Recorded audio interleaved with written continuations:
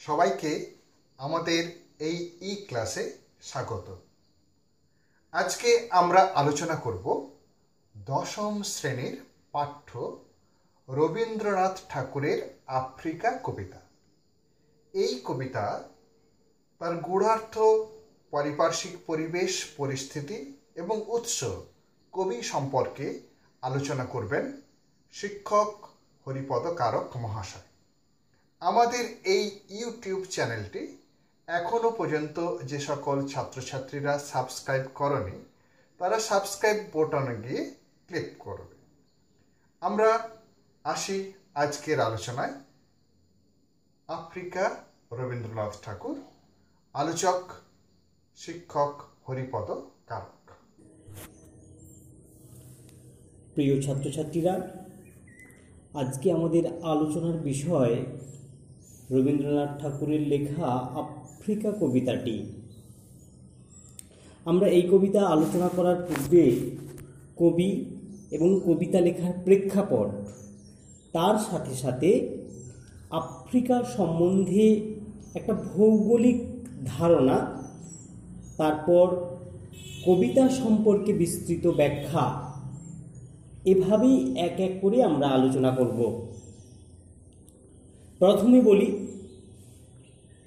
ঊনবিংশ শতকে ভারতীয় মনীষীদের মধ্যে গুরুকবি কবি রবীন্দ্রনাথ ঠাকুর 1861 খ্রিস্টাব্দে জোড়াসাঁকোর ঠাকুর পরিবারের কোল আলো করে 7ই মে জন্মগ্রহণ করেন। পিতা মহর্ষি দেবেন্দ্রনাথ ঠাকুর, মাতা সারদী দেবী। চতুর্দশ সন্তান ছিলেন কবি। শৈশবে চাকরদের অধীনে মানুষ হওয়া, তার সাথে সাথে বিশেষ একটা প্রথাগত শিক্ষার মধ্যে না যাওয়া, অর্থাৎ Oriental Seminary, Normal School, Bengal Academy, Saint Xavier's ইত্যাদি স্কুলে ভর্তি হলেও তিনি প্রথমাব্দিক শিক্ষা লাভ করেননি। তবু গৃহশিক্ষকদের কাছে তার শিক্ষার যে পরিধি, তার শিক্ষার যে বিকাশ, তা আমাদের সামনে নিজেকে তুলে ধরেছেন প্রাবন্ধিক, ঔপন্যাসিক, নাট্যকার, গল্পকার, গীতিকার, সুরকার, চিত্রশিল্পী, গায়ক, অভিনেতা প্রভৃতি রূপে। তিনি সুবক্তা, সুগায়ক, সুছন্দের অধিকারী। তার গুণের শেষ নেই। বাংলা সাহিত্য জগৎকে তিনি যেন নতুনভাবে ঢেলে সাজিয়েছেন। তিনি যদিও কাব্য সাহিত্যকে একটা নতুন মাত্রা দিয়েছেন, বিশ্ব সাহিত্যের দরবারে বাংলা সাহিত্যকে সুপ্রতিষ্ঠিত করেছেন।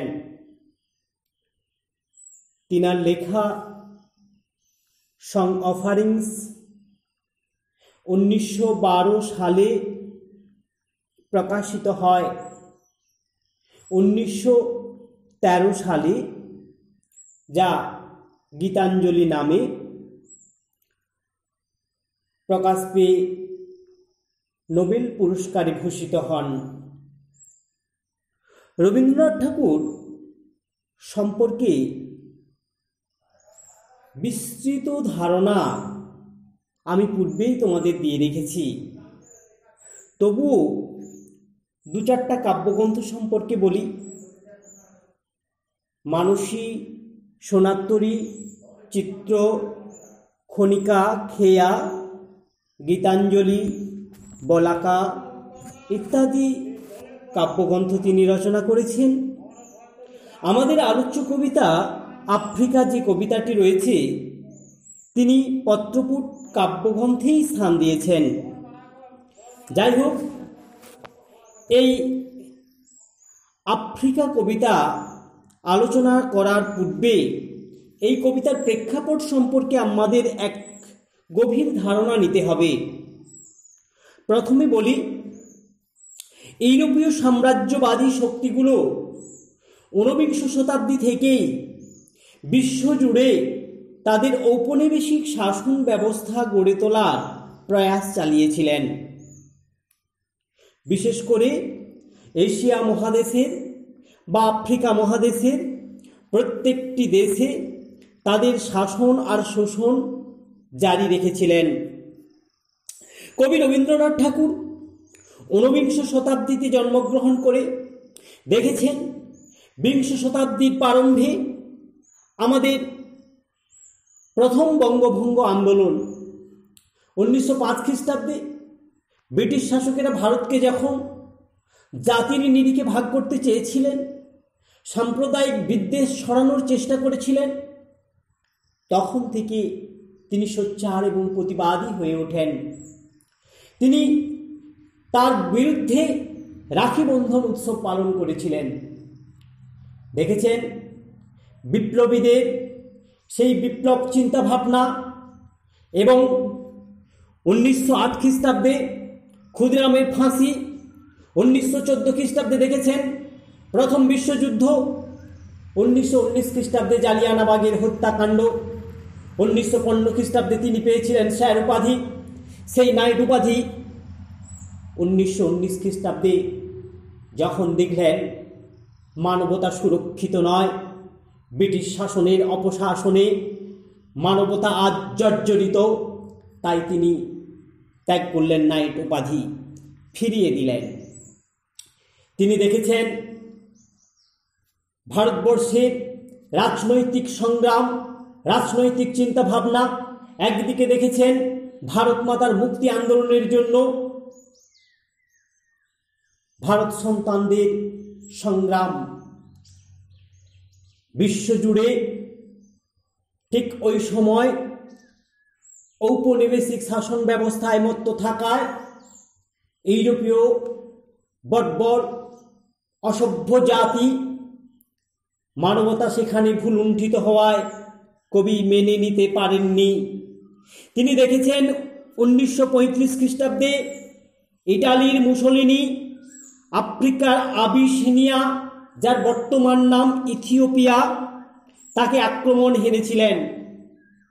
প্রধানত করেছিলেন আফ্রিকার সমস্ত সভ্য মানুষগুলোকে, সেখানে সাম্রাজ্য বিস্তার করেছিলেন এই ইটালি মুসোলিনি, যাদের বর্বর লোভ একটা সভ্য সমাজকে ধ্বংসের পথে চালিত করেছিল।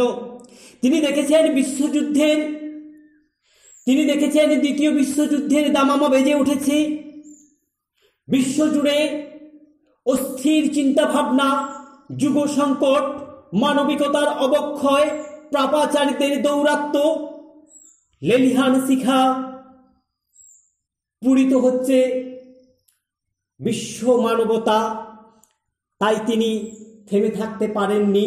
তারই প্রিয় সচিব অমিয় চক্রবর্তীর অনুরোধে তিনি রচনা করলেন আফ্রিকা কবিতাটি। আমরা এই কবিতা আলোচনার প্রেক্ষাপট সম্পর্কে ব্যাখ্যা করার পূর্বে আফ্রিকার সম্বন্ধে ভৌগোলিক ধারণা একটা নিতে হবে। যে আফ্রিকা মহাদেশের কথা আমরা বলছি, সেই আফ্রিকা মহাদেশটি আসলে নিরক্ষীয় অঞ্চলের মধ্যে বেশ খানিকটা অঞ্চল সীমাবদ্ধ।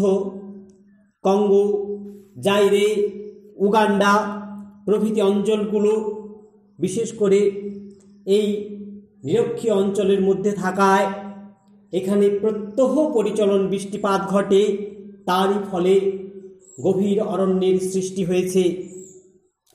শুধু তাই নয়, সেখানে চিরহরিৎ অরণ্য গভীরভাবে বেড়ে ওঠায় চাঁদোয়ার সৃষ্টি হয়েছে, যার ফলে সূর্যের আলো প্রবেশ করতে পারে না এই বনের ভেতরে। তাই প্রকৃতিগতভাবে আফ্রিকা এক বিপদ সংকুল পরিস্থিতির মধ্যে রয়েছে। এই আফ্রিকার প্রচণ্ড ভূসম্পদ এবং প্রচুর পরিমাণে প্রাকৃতিক সম্পদ রয়েছে, আর সেই সম্পদ আহরণ এবং সম্পদকে অধিকত করার জন্যে ইউরোপীয় সভ্যের বর্বর লোভ আফ্রিকাবাসীদের উপর ছড়িয়ে পড়েছিল। এরপর আমরা আফ্রিকা কবিতাটিকে 3টি স্তরের মধ্যে দিয়ে আলোচনা করব। প্রথমত, এক, আফ্রিকার সুন্দর অতীত। দ্বিতীয়ত বা দ্বিতীয় স্তবকে যেটা আমরা পাব সেটা হচ্ছে সাম্রাজ্যবাদী শাসকদের হাতে আফ্রিকার অসম্মানের চিরচিহ্ন। আর তৃতীয় স্তবকে পাব রবীন্দ্র মননের সুফল। শেষ স্তবকে দ্বিতীয় বিশ্বযুদ্ধের প্রেক্ষাপটের যে দামামা বেজে উঠেছিল, বিশ্বজুড়ে অশান্তির বাতাবরণ, আর সেখানেই রবীন্দ্র দর্শন, রবীন্দ্র ভাবনার যে বিকাশের পরিপূর্ণতা ও চিন্তা ভাবনা আমরা শেষ স্তবকের মধ্যে খুঁজে পাব। এবার আমরা লাইন ধরে কবিতাটির ব্যাখ্যা করব। প্রথমে বলি, উদ্ভ্রান্ত সেই আদিম যুগে স্রষ্টা যখন নিজের প্রতি অসন্তোষে নতুন সৃষ্টিকে বারবার করেছিল বিধ্বস্ত, তার সেই অধৈর্যে ঘন ঘন মাথা নাড়ার দিনে রুদ্র সমুদ্রের বাহু প্রাচী ধরিত্রীর বুকের থেকে ছিনিয়ে নিয়ে গেল তোমাকে। আফ্রিকা বাঁধলে তোমাকে বনস্পতির নিবিড় পাহারায় কৃপণ আলোর অন্তপুরে। সেখানে তিনি নিভৃত অবকাশে তুমি সংগ্রহ করেছিলে দুর্গমের রহস্য, চিনেছিলে জলস্থল আকাশের দুর্বোধ্য সংকেত। প্রকৃতির দৃষ্টি অতীত জাদু মন্ত্র জাগাচ্ছিল তোমার চেতনাতীত মনে। বিদ্রুপ করছিলে ভীষণকে বিরূপের ছদ্মবেশে, শঙ্কাকে চাচ্ছিলে হার মানাতে। আপনাকে উগ্র করে বিভীষিকার প্রচণ্ড মহিমায় তাণ্ডবে দুন্দুবিনী নাদে। আমরা এটা পেলাম প্রথম স্তবক। এখানে একটু ভৌগোলিক ব্যাখ্যা দিলে তোমাদের বুঝতে সুবিধা হবে। আমরা জানি পৃথিবীর সৃষ্টি লগ্নে একটি মাত্র ভূখণ্ড ছিল, যার ভৌগোলিকরা নামকরণ করেছেন প্যানজিয়া, আর যে জলভাগ ছিল তার নাম ছিল পেনাথেলাস। কিন্তু প্রাকৃতিক বিপর্যয়ের ফলে সেই প্যানজিয়া বারবার খণ্ডিত হয়েছে। কিন্তু কবি এখানে স্রষ্টা, অর্থাৎ একদিকে যেমন প্রাকৃতিক শক্তিকে ভাবা যায়, আর একদিকে কবি ভেবেছেন স্রষ্টা হিসেবে অর্থাৎ কোনো ঐশ্বরিক শক্তিকে, কারণ তিনি ছিলেন ঔপনিষদিক চিন্তাভাবনায় ভাবিত। সেই কারণেই কবি ভেবেছেন যে স্রষ্টা বারবার তার সৃষ্টি তত্ত্বকে ধ্বংস করেছেন নতুন রূপে সৃষ্টি করার উদ্দেশ্যে। তাই কবি এখানে বলেছেন উদ্ভ্রান্ত সেই আদিম যুগ, অর্থাৎ পৃথিবী যখন সৃষ্টি হয়েছিল সেই সময়কার কথা। পৃথিবীকে সেই স্রষ্টা যেন বারবার ধ্বংস করেছিলেন। কারণ কেন না, নিজের প্রতি অসন্তোষে, অর্থাৎ নিজের মনোমতভাবে সৃষ্টি হয়নি, সে কারণেই তিনি বারবার ধ্বংস করেছিলেন তার নতুন সৃষ্টিকে। তার অধৈর্যে ঘন ঘন মাথা নাড়ার দিনে, অধৈর্যে ঘন ঘন মাথা নাড়ার দিনে বলতে বোঝানো হয়েছে প্রাকৃতিক বিপর্যয়ের ফলে বারবার খণ্ডিত হয়েছিল, বারবার ধ্বংস হয়েছিল সেই প্যানজিয়া। তারপরে এখানে যে লাইনটা রয়েছে, রুদ্র সমুদ্রের বাহু প্রাচী ধরিত্রীর বুক থেকে ছিনিয়ে নিয়ে গেল তোমাকে আফ্রিকা। আসলে রুদ্র সমুদ্রের বাহু, সেই যে পেনাথেলাস অংশটার কথা বলা হয়েছে, সেই রুদ্র সমুদ্র কার কাছ থেকে ছিনিয়ে নিয়ে গেল না, প্রাচ্য মহাদেশের সঙ্গে সংযুক্ত ছিল আফ্রিকা। আমরা জানি লোহিত মহাসাগর একদিকে, আর একদিকে রয়েছে বঙ্গোপসাগর। পরে ওখানে একটি খাল খনন করা হয়েছে, আর তার ফলেই ছিন্ন হয়েছে ইউরেশিয়া মহাদেশ থেকে আফ্রিকা বিচ্ছিন্ন হয়ে পড়েছে। তাই কবি এখানে বলছেন, রুদ্র সমুদ্রের বাহু প্রাচীর ধরিত্রীর বুক থেকে ছিনিয়ে নিয়ে গেল তোমাকে, আফ্রিকা বাঁধলে তোমাকে বনস্পতির নিবিড় পাহারায়। আমি পূর্বেই তোমাদের ব্যাখ্যা দিয়েছি যে আফ্রিকা মহাদেশ নিরক্ষীয় অঞ্চলের সীমানার মধ্যে অবস্থান করায় আফ্রিকাতে গভীর অরণ্যের সৃষ্টি হয়েছে, আর সেখানে বড় বড় বনস্পতির প্রভাবে সূর্যের আলো প্রায় প্রবেশ করতে পারে না, যে কারণে কবি বলছেন, বাঁধলে তোমাকে বনস্পতির নিবিড় পাহারায় কৃপণ আলোর অন্তপুরে। সেখানে নিভৃতে অবকাশে তুমি সংগ্রহ করেছিলে দুর্গমের রহস্য। কবি এখানে আফ্রিকাকে মানবিক সত্তায় দেখতে চেয়েছেন। তিনি তাই বলেছেন যে আফ্রিকার এই প্রকৃতিগতভাবে যে দুর্ভেদ্য, যে অবরুদ্ধতা রয়েছে, তার বিরুদ্ধে যেন আফ্রিকা সংগ্রামে অবতীর্ণ হয়েছে। আফ্রিকা নিজেকে চিনে নিতে চেয়েছে এই প্রকৃতির দুর্গমতার কাছে। তাই আফ্রিকা যেন তার জলস্থল, দুর্বোধ্য সংকেত এবং প্রকৃতির অতীত জাদু, এর সমস্ত কিছুকে যেন জানতে চেয়েছে, ভাবতে চেয়েছে। তাই ভাবনার ফলে জেগে উঠেছে তার চেতনাতীত মনে মন্ত্র। বিদ্রুপ করেছিলে ভীষণকে বিরূপের ছদ্মবেশে, শঙ্কাকে চিলে চিলে চাচ্ছিলে হার মানাতে। কবি এখানে বলছেন আফ্রিকা থেমে নেই, তার যে প্রকৃতিগতভাবে সেই যে ভীষণ, সেই ভীষণকে তিনি যেন পরাজিত করতে চেয়েছিলেন, বিদ্রুপ করে উঠেছিলেন ভীষণের ন্যায়। তিনি সেই প্রকৃতিগতভাবে যে সংকীল পরিবেশ, অর্থাৎ শঙ্কাময় পরিবেশ, যে ভয়ার্ত পরিবেশ, তাকে যেন জয় করতে চেয়েছিলেন।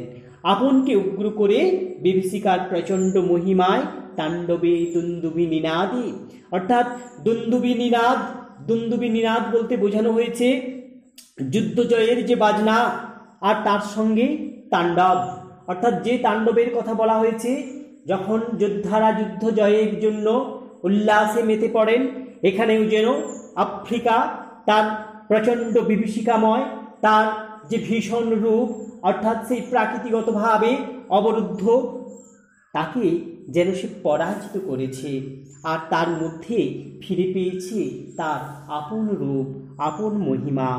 তাই কবি এই কবিতার মধ্যে দিয়ে আফ্রিকার সৃষ্টি তত্ত্বকে খুব সুন্দরভাবে প্রস্ফুটিত করার চেষ্টা করেছেন। এরপর আমরা যে অংশটা পাব সেটা আসলে দ্বিতীয় স্তবক হিসাবে আমি আলোচনা করব। সেখানে সাম্রাজ্যবাদী শাসকদের হাতে এই রকম প্রকৃতি বা অরণ্য দ্বারা ঘেরা সহজ সরল যে মানুষগুলোর বসবাস আফ্রিকাতে, তারা কিভাবে পদানত হয়েছিল, পীড়িত হয়েছিল, কেড়ে নেওয়া হয়েছিল তাদের মূল্যবোধকে, কেড়ে নেওয়া হয়েছিল তাদের সুন্দর বসবাসকে, তাদের স্বাধীনতাকে হরণ করা হয়েছিল। কবি দ্বিতীয় স্তবকে বলছেন, হায় ছায়াবৃতা, কালো ঘোমটার নিচে অপরিচিত ছিল তোমার মানব রূপ। উপেক্ষার আবিল দৃষ্টিতে এলো ওরা লোহার হাত করে নিয়ে, নখ যাদের তীক্ষ্ণ তোমার নেকড়ের চেয়ে, এলো মানুষ ধরার দল, গর্বে যারা অন্ধ তোমার সূর্যহারা অরণ্যের চেয়ে। সভ্যের বর্বর লোভ নগ্ন করল আপন নির্লজ্জ মানুষতা। তোমার ভাষাহীন ক্রন্দনে বাষ্পাকুল অরণ্য পথে পঙ্কিল হলধুলি, তোমার রক্তে অশ্রুতে মিশে দুঃসুলভ পায়ের কাটামারা জুতোর তলায় বিভৎস কাদার পিণ্ড চিরচিহ্ন দিয়ে গেল তোমার অপমানিত ইতিহাসে। হায় ছায়াবৃতা। আসলে এই স্তবকে কবি আফ্রিকাকে সম্বোধন করেছেন ছায়াবৃতা, শব্দের দ্বারা, কারণ ছায়ার দ্বারা আবৃত রয়েছে আফ্রিকা। যে আফ্রিকাতে কালো ঘোমটার নিচে অপরিচিত ছিল তোমার মানব রূপ। কালো ঘোমটা বলতে বোঝানো হয়েছে অর্থাৎ পুরো আফ্রিকা জুড়ে যেভাবে এই প্রকৃতি বা প্রাকৃতিক দ্বারা ঘেরা রয়েছে, যেখানে অন্যান্য মহাদেশের কাছ থেকে প্রায় বিচ্ছিন্ন ছিল আফ্রিকা, সেখানে তাদের মতো করে সহজ সরল জীবনযাপনে অভ্যস্ত হয়ে উঠেছিল। তাদের মধ্যে ছিল মানবতা। সেই মানবতা বিশ্বের কাছে যেন দৃষ্টান্ত ছিল।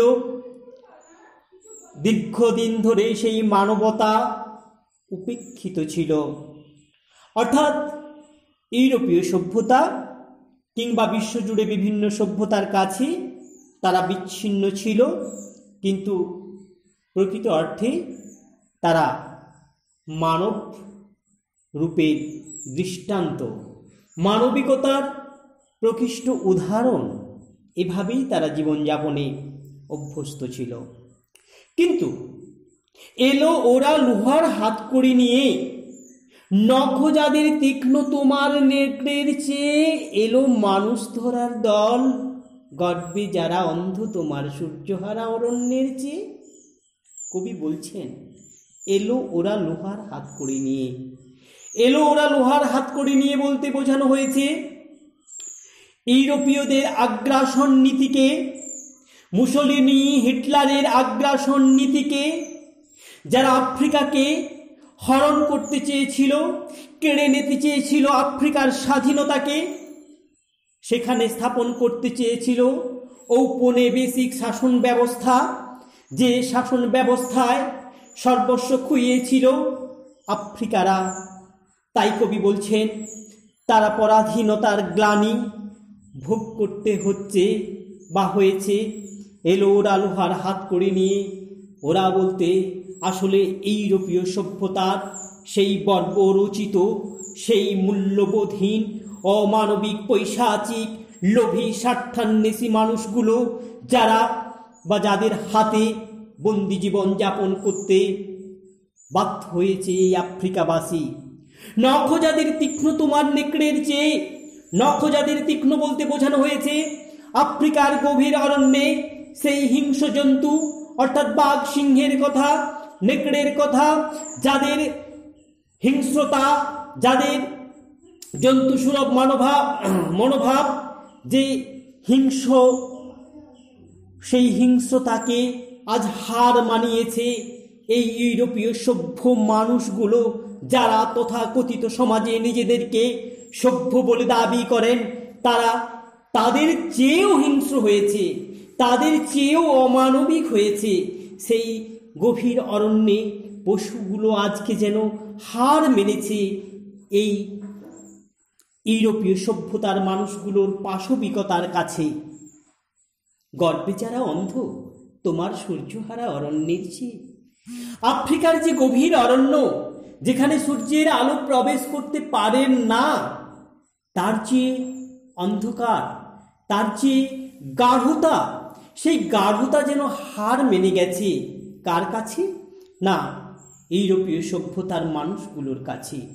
কারণ তারা আজকে তাদের মধ্যে জাগিয়েছে অহংকার, ইগো, অহংবোধ। তারা নিজেদেরকে বিশ্বের কাছে প্রতিষ্ঠিত করতে যায় শ্রেষ্ঠ জাতি হিসেবে। আসলে সেই শ্রেষ্ঠতা কেড়ে নিতে চায় মানবিকতা দিয়ে নয়, হিংস্রতা দিয়ে, লোভ দিয়ে। তারা বিশ্বের কাছে সুপ্রতিষ্ঠিত হতে চায় শ্রেষ্ঠ জাতি হিসেবে। তাই কবি বলছেন তাদের সেই যে অহংকার বোধ, সেই অহংকার বোধটা যেন সেই গভীর অরণ্যকে লজ্জা দেয়। সভ্যের বর্বর লোভ নগ্ন করল আপন নির্লজ্জ মানুষতা। অর্থাৎ এই ইউরোপীয় সভ্য মানুষগুলো, যাদের আগ্রাসী মনোভাব কেড়ে নিয়েছে, পরাধীন করেছে আফ্রিকাকে, যাদের এই নগ্ন নৈরাজ্যবাদ নীতি আফ্রিকার উপর নামিয়ে এনেছে অপমানের চিহ্ন। তাই কবি বলছেন আসলে এই ইউরোপীয়রা সভ্য নয়, ইউরোপীয়রা একেবারে নগ্ন হয়ে পড়েছে গভীর অহংকারের মধ্যে, যারা মানবিকতাকে বিসর্জন দিয়েছে। তোমার ভাষাহীন ক্রন্দনে বাষ্পাকুল অরণ্য পথে পঙ্কিল হলধুলি তোমার রক্তে অশ্রুতে। কবি এখানে তোমার ভাষাহীন ক্রন্দন বলতে বুঝিয়েছেন অর্থাৎ সেই সহজ সরল জাতি আফ্রিকার অধিবাসীদেরকে। তারা এই রকম ইউরোপীয় যে বর্বরচিত মানুষগুলোর অত্যাচার মুখ বুঝে সহ্য করেছে। তাদের অত্যাচারের শিকারে তাদের ক্লান্তিকর পরিশ্রমের যে ঘাম, সেগুলো তারা তাদের কঠিন কষ্টে অর্থাৎ রক্তে আর অশ্রুতে অর্থাৎ ভীষণ অত্যাচারের শিকারে পরিণত হয়ে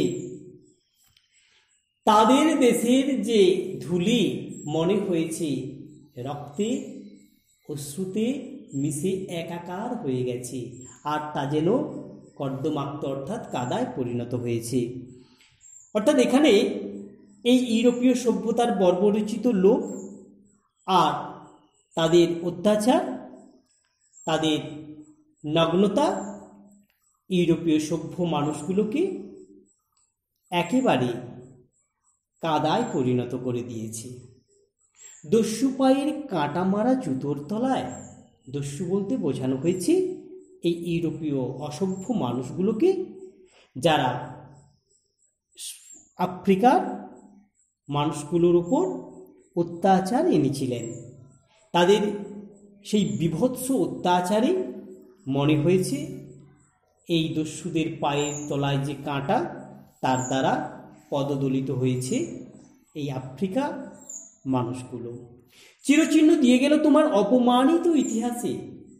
আর আফ্রিকার ইতিহাসকে তারা কি করলো? অপমানে ভরিয়ে তুলল। একদিকে শাসন, শোষণ এবং সম্পদ আহরণ, তার ফলে আফ্রিকা হারিয়েছে তার মানবিক রূপ। আফ্রিকার অধিবাসীরা শোষিত হয়েছে, পীড়িত হয়েছে। আফ্রিকার যে মানবতার ইতিহাস সৃষ্টি করেছিল তা আজকে ভস্মীভূত হয়েছে। তাই কবি বলেছেন যে চিরচিহ্ন দিয়ে গেল আফ্রিকার অপমানিত ইতিহাসে। এরপর যেটা আমরা আলোচনা করব, তৃতীয় স্তবক, সেটা হচ্ছে শেষ স্তবক। সেই শেষ স্তবকে দেখানো হয়েছে রবীন্দ্র মননের, অর্থাৎ রবীন্দ্রনাথ যখন একেবারে তার জীবনের শেষ প্রান্তে এসে পৌঁছেছেন, সেখানে রবীন্দ্র দর্শন যেন আরও পরিপক্ক হয়ে উঠেছে। সেই বিশ্বযুদ্ধের প্রেক্ষাপটে সেখানে কবি এক মানবতার আহ্বান জানিয়েছেন বিশ্ববাসীর কাছে, সাম্রাজ্যবাদী লোভী স্বার্থান্বেষী মানুষগুলোর কাছে। তাই কবি বলছেন এখানে, সমুদ্র পাড়ে সেই মুহূর্তে তাদের পাড়ায় পাড়ায় মন্দিরে বাজছিল পুজোর ঘণ্টা। সকাল সন্ধ্যায় দয়াময় দেবতার নামে শিশুরা খেলছিল মায়ের কোলে। কবির সঙ্গীতে বেজে উঠেছিল সুন্দরের আরাধনা। অর্থাৎ কবি এখানে এই মুহূর্তে ইউরোপীয় দেশগুলোর কথা বলছেন। সমুদ্র সংলগ্ন সেই দেশগুলো, তাদের দেশে তখনও শান্তি বজায় ছিল, তাদের দেশে দেবদেবীদের আরাধনা হচ্ছিল, পূজার ঘণ্টা বাজছিল। সকাল সন্ধ্যা দয়াময় দেবতার কাছে মানব জাতির কল্যাণের প্রার্থনা করা হয়েছিল। শিশুরা খেলছিল নিশ্চিন্তে মায়ের কোলে।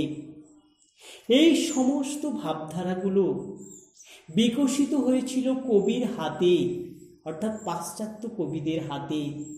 কিন্তু তাদের দেশের সেই ইউরোপীয় বর্বরচিত মানুষগুলো, তারা যে বিশ্বজুড়ে ঔপনিবেশিক শাসন ব্যবস্থা, ভোগ দখলের সংগ্রামে অবতীর্ণ হয়েছিলেন, তাদের কথা তাদের দেশের কবিদের হাতে উঠে আসেনি। তাই কবি বলছেন সেখানকার কবিদের হাতে বেজেছিল সুন্দরের আরাধনা।